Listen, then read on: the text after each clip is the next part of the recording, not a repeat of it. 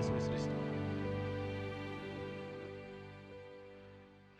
То есть поэтому, уважаемые депутаты, я хотел бы перед вами выступить и вам до вас довести вот это 4 уголовных дела, которые были возбуждены по отношению к Comtor Operating Company.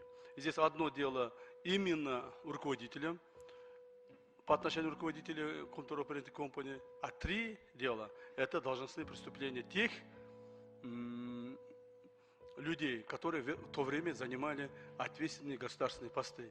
Туда входит несколько бывших премьер-министров, депутатов.